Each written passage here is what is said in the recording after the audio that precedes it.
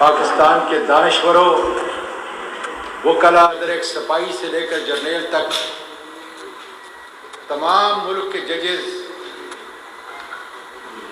और फिर मैं मुखातिब हूँ सेनेट के चेयरमैन सादिक संजरानी से।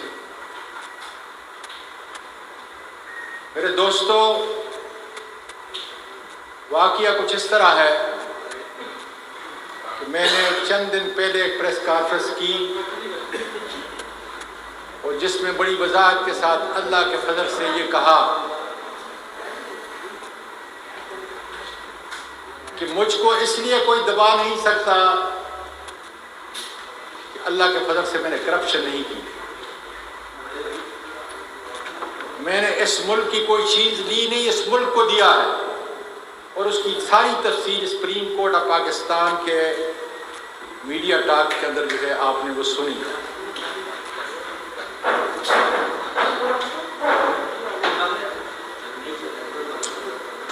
मेरे मुल्क के लोगों, सुनो हमारा मुल्क कितना दूर जा चुका है। मैंने ये भी कहा कि मेरी कोई वीडियो गैर अखलाकी मेरे मुल्क के लोगों के पास, मुक़्तदर हलकों के पास नहीं होगी। मैं गलत था, मैं सरासर गलत था। सुन लो क्या हुआ है। और मुझे शर्म आती है अपनी माँ और बेटियों से जो अपने घरों में इज्जत के रिश्ते से मेरी इस बात को सुनती होंगी। वाक़या ये है कि 20 अगस्त कुछ लोग मेरे पीछे लगे हुए थे।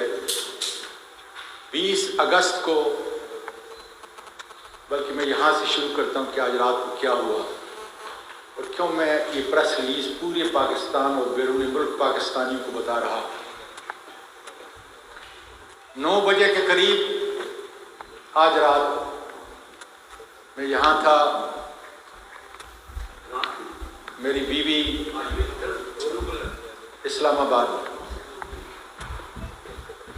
उसने मुझे कॉल किया। उसकी चीखो पकार, हिचकियाँ बंद नहीं होती थी। मैंने बड़ा जब्त किया कि शायद मेरी उन पोतियों को किसी ने कत्ल कर दिया है और मैं यहाँ लाहौर में हूँ। मैं बार बार जोर जोर से कहता, क्या बात है, क्या बात है, बोलो।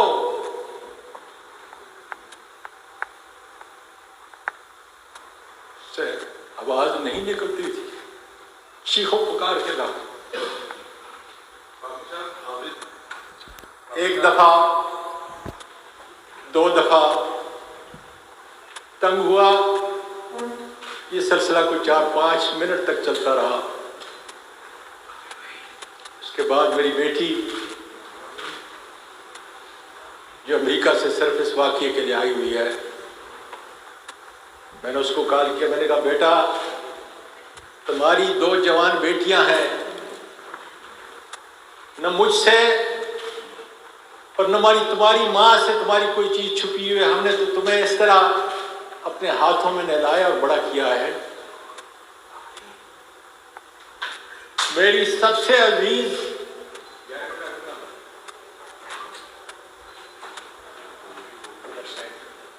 अपनी माँ से पूछो कि क्या बात है। मेरा जिगर निकल रहा है इसलिए कि मुझे 3 स्टंट लगे हुए हैं। मेरा दिल फट रहा था। उसने कहा, जरा थोड़ा ठहरो। वो गई, माँ को मनाया तो माँ ने कहा कि इनके पास मुझे किसी ने बगैर नंबर के एक वीडियो भेजी है, क्योंकि मेरे मुल्क की बच्चियां जो हैं, मेरे मुल्क की पोतियां जो हैं वो सुन रही हैं। और उस वीडियो में तुम हो, आगे मैं नहीं कह सकता। तो मैंने अपनी बेटी को कहा कि तुम्हारी माँ नहीं समझती कि मैं 9 बजे सोने वाला हूँ और 3:30 बजे तहज्जुद के लिए उठने वाला हूँ। सारी जिंदगी मैंने इसके साथ गुजारी है और इसको पता नहीं कि चंद दिन पहले 13 अक्टूबर की सुबह को जो मुझे उठा के ये कारण ले गए, उस वक्त मेरी वीडियो बनाई। और आजकल वीडियो को कन्वर्ट करना, जेली वीडियो बनाना कोई मुश्किल काम ना था। फिर सिस्कियों में बोलती रही कि डैडी ये किसी और की नहीं है,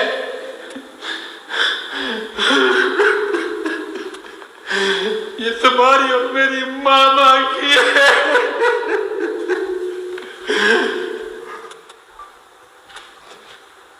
देखा बेटा ये कैसे मुमकिन है।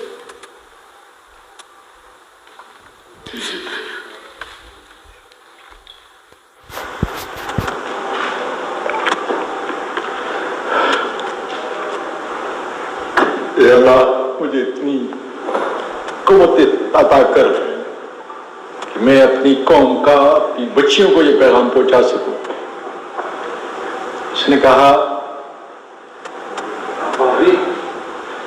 कि जब आप बेटा ये छोड़ दें, इससे डिस्टर्ब होता है क्यों। उसने कहा कि जब आप कोयटा गए थे, ये उसकी वीडियो है। सादिक सिंघानी साहब, तुम बलोच हो, बहुत बड़ी कौम है तुम्हारी। तुमने अपने तौर पर, तुम मेरी बीवी को अपनी आंटी कहते हो, चाची कहते हो। मुझे पूरा यकीन है कि तुम असली नस्ल के हो, इसलिए तुम इज्जत और एहतराम करते हो। तुमने सुप्रीम कोर्ट की जुडिशियल लॉजेस के अंदर अपने से बड़े सेनेटर का, अपनी चाची का तहफ़्फ़ुज़ करने के लिए वहां पे इंतजाम किया और मुझे बताया कि चूंकि सुप्रीम कोर्ट का कोई जज कोयटा के अंदर नहीं है, इसलिए तुम यहां पे रहोगे।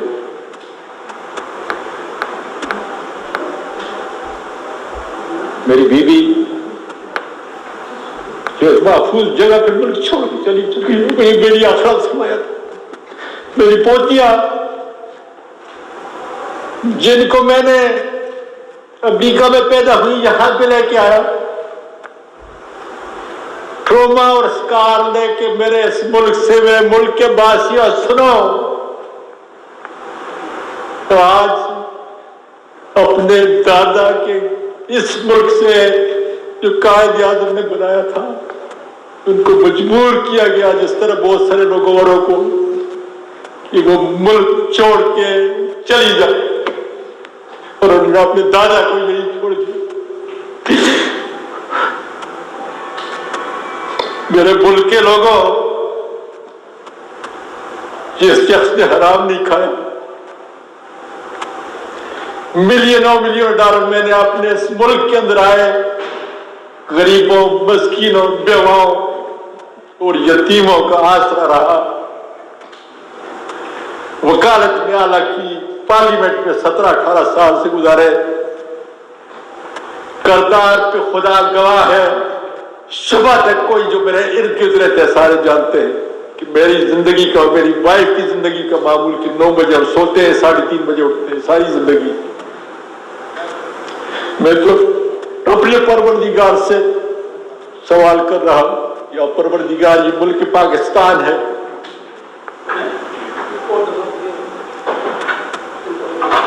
ये मुल्क पाकिस्तान है जिसके अंदर एक खामद और बीवी का तकद्दस, और मैं हैरान हूं कि फौज की वर्दी में मलबूस वो दरिंदे, वो काली भेड़ें जो इस काम पे मामूल की हुई हैं कि अगर इसकी करप्शन की फाइल नहीं है, इसकी कोई गैर अखलाकी कोई वीडियो नहीं है, तो फिर इसका और इसकी बीवी के जो है वो निकाल। संजरानी साहब, मैं पाकिस्तानी और पठान हूं, आप बलोच हो, मैं आपके घर में आया, आपने मेरा इंतजाम किया। मैं नहीं जानता, लेकिन इतना जरूर जानता हूं कि ISI के लोगों से तुम्हारा बैठना, उठना, जीना इस तरह है जिस तरीके से बदन एक बदन होता है। मैं पूरे मीडिया के जरिए, पार्लियामेंट के जरिए आपको दरखास्त देता हूं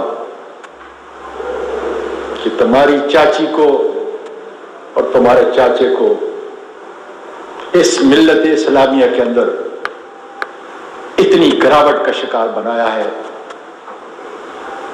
क्या कोई मेरी बहन, मेरी बेटी ये सोच सकती है कि उसके घर के अंदर उसका अपना बाप और उसकी अपनी मां, और उस दर्द को देखो कि अगर वो तस्वीरें बाहर चली जाए। इन्होंने 9 बजे जालिमों ने एक अननोन नंबर से मेरी वाइफ को वीडियो भेजी। मेरे मुल्क के लोगों, मैं तो 2001 के अंदर इस मुल्क में आया था कि इस मुल्क की खिदमत करूं। इस मुल्क ने मुझे इतना इतना कुछ दिया, इतनी इज्जत दी, लेकिन क्या ISI की काली भेड़ें जिन्होंने इस मुल्क की रवायात को, इस मुल्क के अखलाक को, इस मुल्क के किरदार को तबाह करके रख दिया है, सब ठेके इनके, लोगों को लड़ाते हैं, लोगों को मारते हैं, कत्ल करते हैं। और अल्लाह तेरा शुक्र है कि मेरी प्यारी बीबी जो नानी भी थी और दादी भी थी,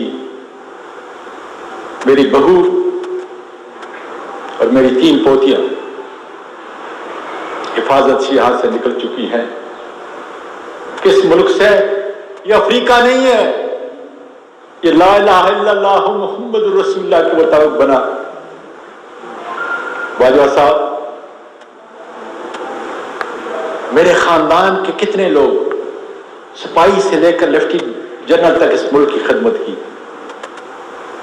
और तुम्हारा और मेरा रिश्ता कितना करीब है। जब भी हमारी हुकूमत के हमारी कभी मुलाकात हुई, आपने हमेशा स्वाति साहब के नाम से याद किया मुझे। मैं नाम नहीं लेता इस मीडिया के ऊपर, लेकिन आप जानते हो कि आपका एक बहुत बड़ा करीबी मेरे पूरे खानदान का उससे कितना करीबी तल्लुक है। 25-30 साल से मेरे कितने खानदान के लोग आपके उस बड़े के करीबी दोस्त हैं। मैं खुद उसका दोस्त हूं, और मैंने तो सिर्फ चंद दिन पहले ये कहा था कि बाजवा साहब, अयाज नाम का असिस्टेंट डायरेक्टर है, लोगों की बातें न सुने, फहीम और फैसल की बातों को न सुने। इसलिए खुदा जाने कि इन काली भेड़ों का एजेंडा क्या है। मेरा एजेंडा तो मेरे मुल्क के सिपाही से लेकर जर्नेल तक उसकी इज्जत करना है। अमेरिका के अंदर जो है, जब हमारे सारे वहां पे आप लोग ट्रेनिंग पे अफसर जाया करते थे, मैं उनकी खिदमत करता था, सारी दुनिया जानती है। और पीस फोर्स के अंदर आपने तो पूरी दुनिया में अपना नाम पैदा किया। मेरा सिपाही, मेरे मुल्क का मुहाफिज हर रोज सरहदों पे गिरता है, और उसके लिए हम इन्ना लिल्लाहि व इन्ना इलैहि राजिऊन पढ़ते हैं। मेरी तो ट्वीट देखो, जब कोई शहीद होता है तो मैं क्या कहता हूं। और मेरा कसूर सिर्फ यह है कि 16 अरब रुपया मेरे इस गरीब मुल्क का वो माफ किया गया, उसमें मैंने आपको ट्वीट की। वो मेरा तो कानूनी और आईनी हक है। और क्या उसका बदला ये काफी नहीं था कि जब एक आदमी करप्ट नहीं है, उसकी कोई फाइल नहीं है, उसकी कोई अखलाकी फाइल नहीं है, दुनिया जानती है मुझे, फिर उस मां से, उस नानी और दादी से बदला लिया जाए। जिन लोगों ने ये किया, जमीन फट क्यों नहीं गई? मैं पूछता हूं दानिश्वरों, वकला और जजेस, जमीन फट क्यों नहीं गई? और कहां पर? सुप्रीम कोर्ट के जुडिशियल लॉजेस क्वेटा के अंदर 20 अगस्त को कुरान मजीद देखो पढ़ने वालों, क्या कह रहा है मेरा परवरदिगार आपके लिए और मेरे लिए क्या पैगाम दे रहा है कि इस वक्त के अंदर जो है किसी को इजाजत नहीं होगी, इसलिए कि बीवी और खामन, उसकी तुम वीडियो बना रहे हो। कौम का नौजवान क्या उन मासूम आर्मी के सिपाहियों से लेकर जर्नल तक नफरत नहीं करेंगे कि उसी वर्दी के अंदर ये काले भेड़िए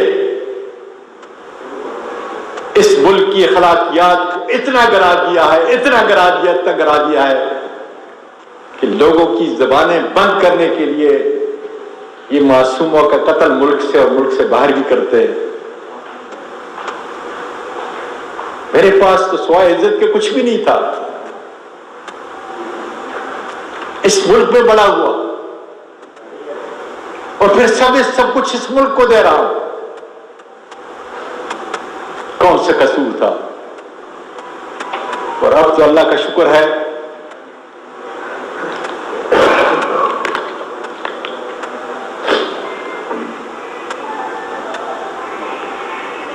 किस तरह मेरी बीवी गई होगी,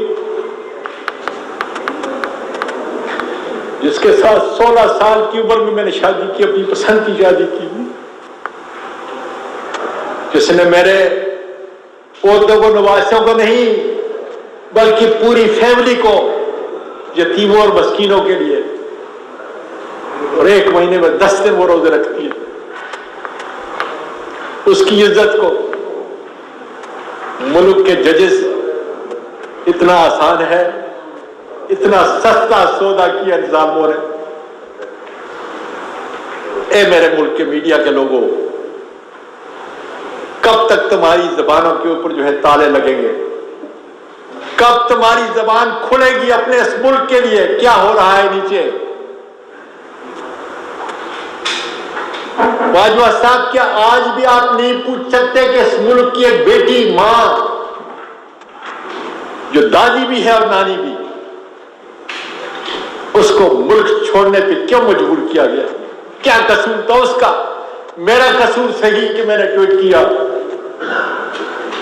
क्या कसूर था मेरी बहू का, जो आपकी बहू है? क्या कसूर था मेरी पोतियों का, जो मेरे मुल्क की और आपकी पोतियां हैं? बाजवा साहब, इस मुल्क के कौम को बताओ कि इस मुल्क को किस जिगर के ऊपर जो है हम लेके चल रहे हैं, और वो कौन लोग इस पे तुले हुए हैं कि पाकिस्तान का बच्चा बच्चा आर्मी की वर्दी से नफरत करे। और मेरे मुल्क के लोगों, जिस वक्त ये नफरत पैदा होगी तो अंदरूने मुल्क और बैरूने मुल्क वो लोग जो इस मेरे मुल्क को खत्म करना चाहते हैं, इसलिए हमारे मुल्क का सबसे बड़ा दफा जो है हमारी फौज है। और फौज तब ताकतवर है कि उसके साथ अवाम खड़े हों। बाजवा साहब, यही बात तुमने की, वही बात मैं कर रहा हूं। और जब अवाम गिरेंगे, नफरत पैदा होगी, तो मेरे और आपके दुश्मन का सीना ठंडा होगा। और यही वो चाहते हैं कि मुल्क शाम बने, लबनान बने, इराक बने, लीबिया बने।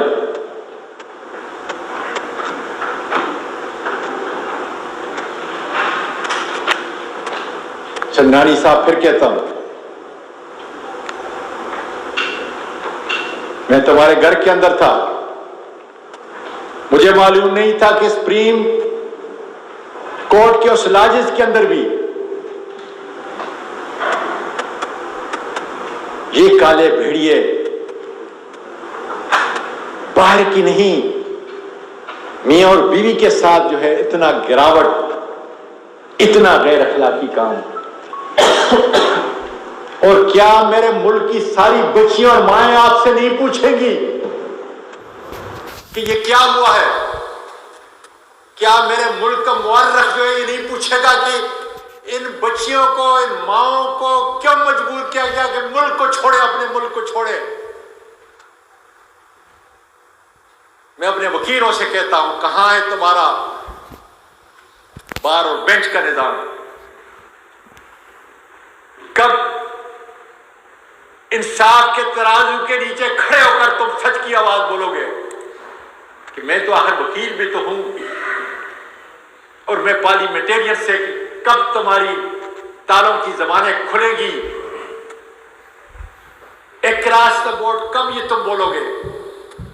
इससे बढ़कर कोई और जुल्म पाकिस्तान की तारीख के अंदर इतना गिरा हुआ जो है वो नहीं हो सकता।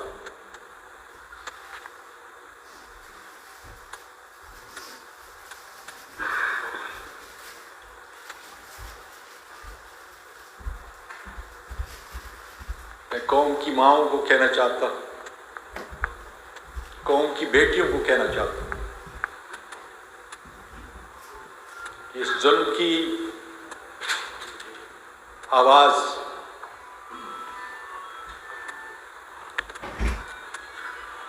अब नहीं बंद कर सकते। अब एक काम कर सकते हैं,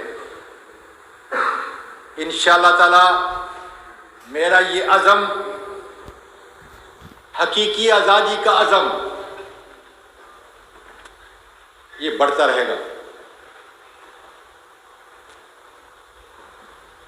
मेरे मीडिया के लोगों, तुम्हारी आवाज़ पूरी दुनिया में पहुंचती है। अब इनके पास एक ही हरबा रह गया है, वो मुझे कत्ल करेंगे। मैं बता देता हूं कि मेरा कातिल राना सनाउल्लाह होगा, मेरा कातिल मेजर जनरल फैसल होगा, मेरा कातिल सेक्टर कमांडर फहीम होगा। और अगर बाजवा साहब ने मेहरबानी की और अयाज को GHQ ले गया तो उस वक्त का वाकया भी और आज का वक्त का वाकया भी, लेकिन ये ISI के इन काली भेड़ों के अलावा कोई काम नहीं कर सकता। ये अयाज जो FIA का डायरेक्टर है, उसके साथ 3 ISI की काली भेड़ें थी जिन्होंने ये वीडियो बनाई, यही ISI की काली भेड़ है। और मुझे अगर कत्ल करेंगे, मैं अपने मौत की दवा नहीं कर सकता, मैं खुदकशी नहीं कर सकता, हराम है। इसलिए इसी मुल्क के अंदर खुदा के फजल से रहूंगा और इस जुल्म का, इतना बड़ा जुल्म, जब आप जाएं घर में सोचें कि क्या कभी पाकिस्तानी मुआशरे के अंदर, आर्मी के यूनिफॉर्म के अंदर ऐसे भी लोग हैं जो मेरे मुल्क की इस अजीम फौज के असली दुश्मन हैं? और क्या बाजवा साहब 5 मिनट के अंदर इन लोगों को अनअर्थ नहीं कर सकते कि ये वो लोग हैं जिन्होंने किया है और ये वो लोग हैं जो इस मुल्क को डिस्टेबलाइज की तरफ लेके जा रहे हैं? मुझे यकीन है कि आपका ये कैमरा, आपकी ये कलम नहीं रुकेगी, इसलिए कि अगर रुक गई फिर कोई आज़म सवाती, फिर उसकी पोतियां, फिर उसकी बहू और फिर उसकी बेगम इंसाफ रेड़ी पांव और रगड़ रगड़ के दम तोड़ देंगी। और फिर खुदा जाने पाकिस्तान आपकी सहाफत और आज़ाद मीडिया की आवाज़ खुदा जाने क्या हुई। मैं कोई सवाल नहीं लूँगा, इसलिए कि उसका जवाब सारी दुनिया में मेरी बेटियां माएँ सुनेंगी। तो मुझ में मजीद सकत नहीं। या परवरदिगार, अगर वाकई उस माँ किया है, इस बाप किया है, मेरी पोतियों को जिस कार के साथ भेजा गया,